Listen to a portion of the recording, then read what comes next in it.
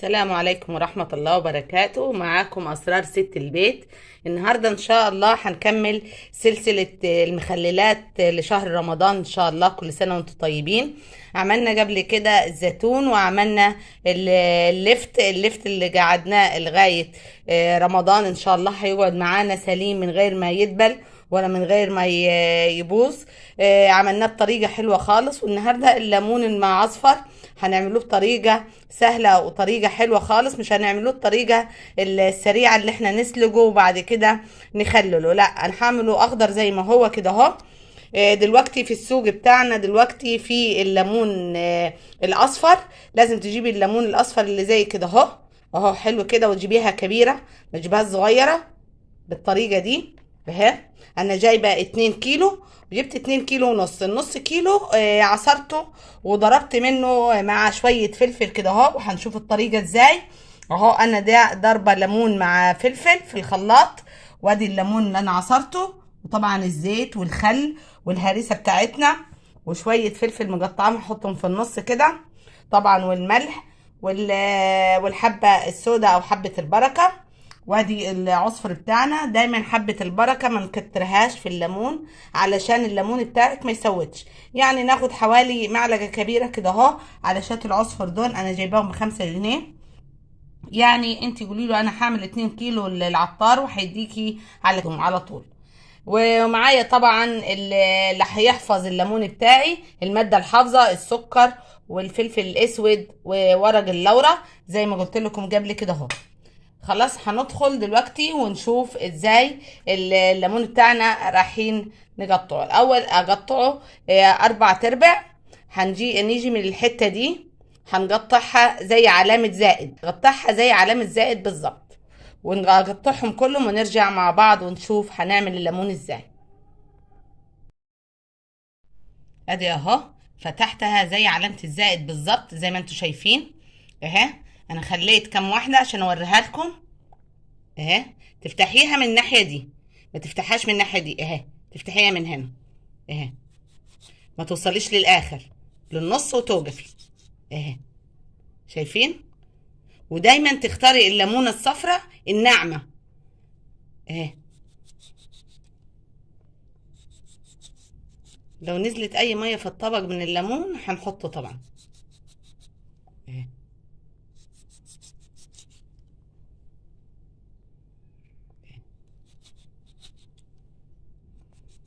الليمونه الصفراء الناعمه دي هي اللي بتديكي المخلل الحلو. لكن الاخضر كده بيسود معاكي وما بيبقاش كويس. خلاص ادينا قطعناهم كلهم اهو. هنبتدي نعمل الخلطة بتاعتنا. معايا هنا اهو العصفر اهو، ثواني بس اوسع. معايا العصفر كله احطهم اهو، ومية 5 جنيه زي ما قلت لكم. الحبة السوداء دايما ما نجيبش نحطش منها كتير عشان ما يسودش الليمون معايا اهو. يعني حوالي كده معلقتين اهي. حط شوية تاني اهي.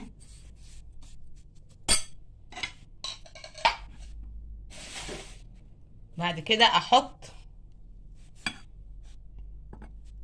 حوالي 3 معالق ملح، 3 معالق ملح. ومعايا هنا الهريسة اللي انا عملتها قبل كده معاكم، هحط منها معلقة اهي. عايزة تحطي شطة حطي، بس انا اكتفيت بالهريسة والفلفل، الكام فلفلاية اللي انا ضربتها مع الليمونتين اللي انا قلت لكم عليهم هنشوفهم دلوقتي اهي.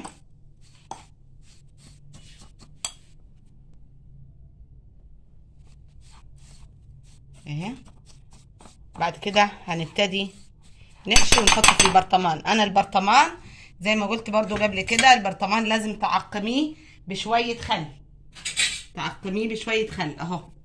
عقمته بشوية خل اهي. هحط في القاع من تحت خلطة من دي شوية كده اهو اهي. وهحط شوية هريسة، وهبتدي احشي.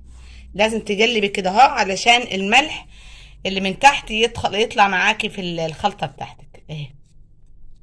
اهي وترصي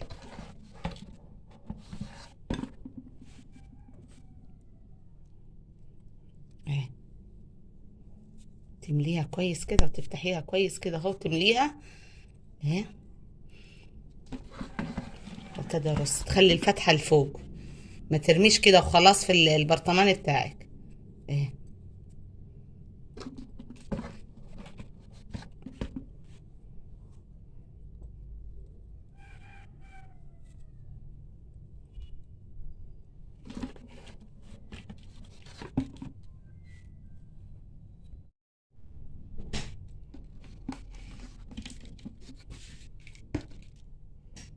بعد كده احط هنا شويه فلفل. انا مقطعه الفلفل الحامي ده، مقطعاه عشان هو كبير، مقطعاه على 4 كده. احط منه شويه كده اهو اهو بين الليمون. وبعد كده احط شويه لورا، كام واحده كده اهو اهي، وكام فلفل اسود، كام حبايه. واكمل البرطمان بتاعي. لو عايزه تحطي فلفل كتير حطي براحتك انتي. انا حطيت كام واحده كده، قطعتها كانت كبيره عندي ورحت ايه حطيتها في النص.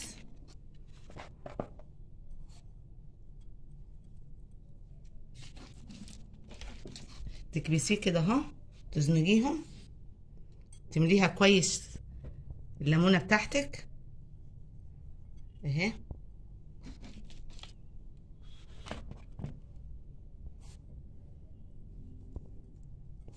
اهي.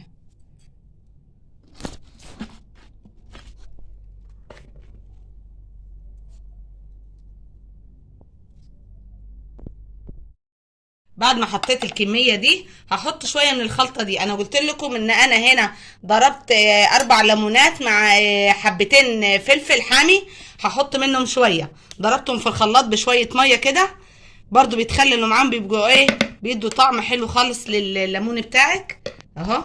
حطيت نصهم ونصهم هنحطوهم في الاخر. واكمل البرطمان بتاعي اهزه كده اهي.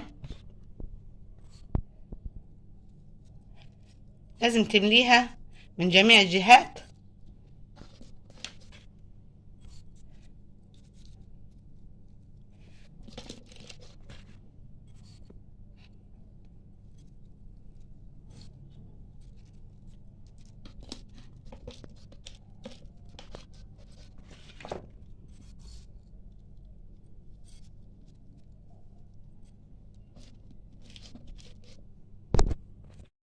اه كمل معاكم الباقيين كلهم اهو.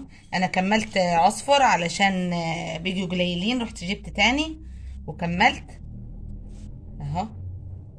زي ما قلت لك ما تكتريش الحبه السوداء. الحبه السوداء هتسود لك الليمون بتاعك، مش هتخليه كويس.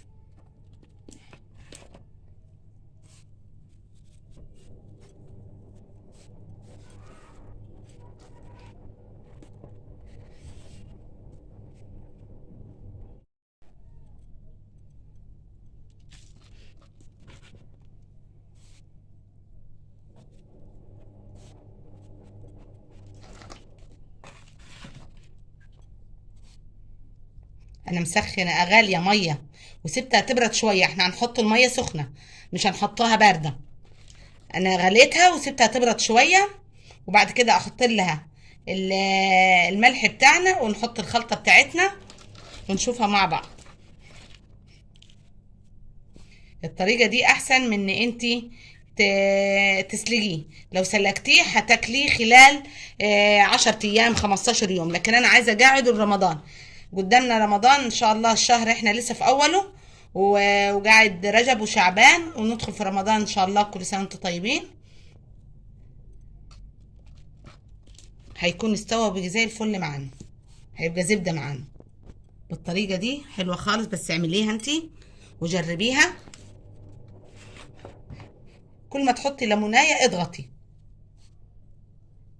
ما كده كده هينزل الميه بتاعته برضه اهو كده اهو. تحط في الجنب كده، وبعد كده احط كام وحدايه فلفل اهي، برضو ازنق في الجنب كده اهو عشان يضغط لتحت اهو.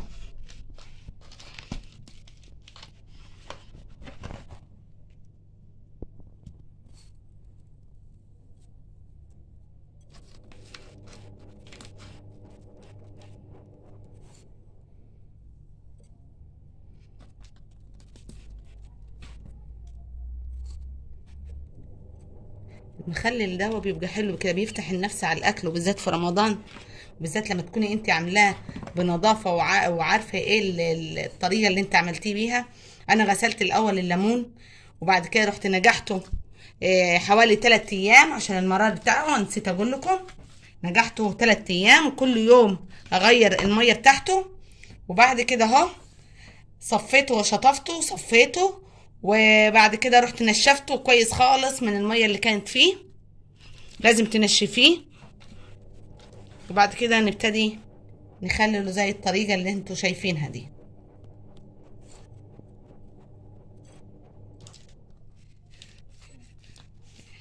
اهي. فاضل كام ليمونة كده، وننضف البرطمان بتاعنا دلوقتي ونجهز الخلطة بتاعتنا اهي. انا خلصت خالص اهو اهي.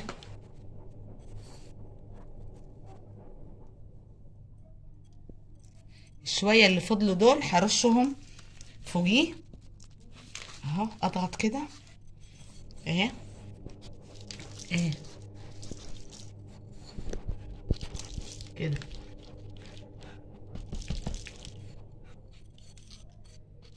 اهي.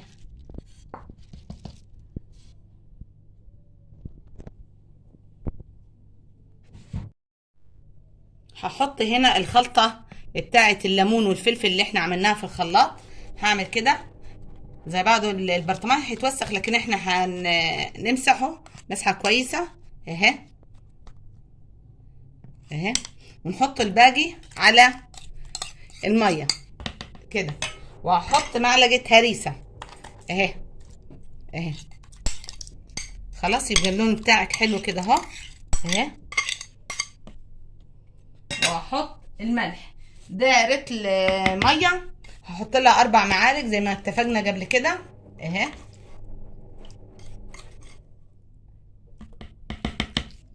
ونبتدي نقلبهم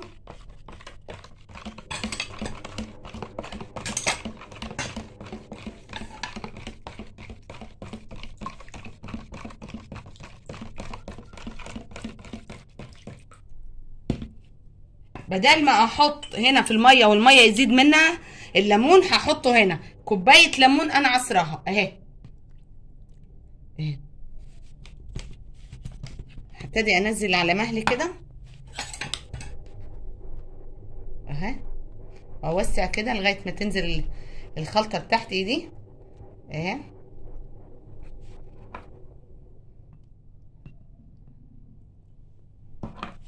كوبايه ليمون عصرتيها وتحطيها اهي.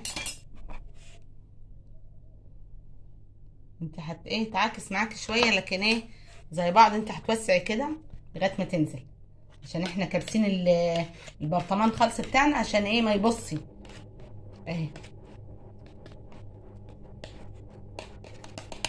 وبعد كده ربع كوبايه خل، ربع كوبايه مش هنكتر اهي اهي. وربع كوبايه زيت اهي. الزيت بيدي لمعه كده ويحافظ عليه اهي.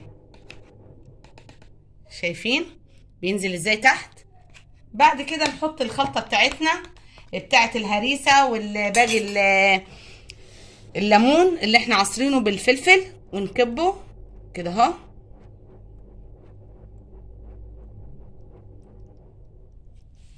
واوسع لغايه ما يتملي اهي. بعد كده نظبط البرطمان بتاعنا اهي.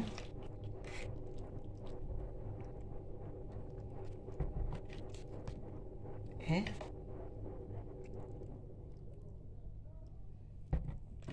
اهي زي ما انتوا شايفين كده اهو. لو في مكان هتحطي قشر ليمون، القشر اللي انت عصرتيه هتحطيه، شايفين اهي اتملى خالص اهو للاخر، مفيش مكان ليه خالص اهو. نحط بعد كده كيس ونقفل الغطا بتاعنا. عايزه تحطي القشر انا هحطه اهو، لو فيش مسافه كده، لو في مسافه اهي حطيه عادي، لما بيتخلل بيبقى حلو خالص اهي. كام واحده كده اهي وتضغطي. احنا هنمسح البرطمان بتاعنا، مش هنسيبه بالشكل ده اهو. هحط كيس او ورقه استرتش وتقفلي البرطمان بتاعك كويس خالص وتضغط عليه اهو. همسح البرطمان واظبط قدامي ونشوف بعد كده مع بعض. خلصت معاكم اهو زي ما انتم شايفين، زي الفل بتاعنا. الليمون بتاعنا اهو المعصفر اهو اهي. وان شاء الله تكون عجبتكم الوصفه وتجربوها، وتجربوا سلسلات المخللات بتاعتنا لشهر رمضان. ولسه كمان معانا البصل، ولسه معانا الخيار والجزر، وان شاء الله تعجبكم طريقه المخللات بتاعتي. والسلام عليكم ورحمه الله وبركاته.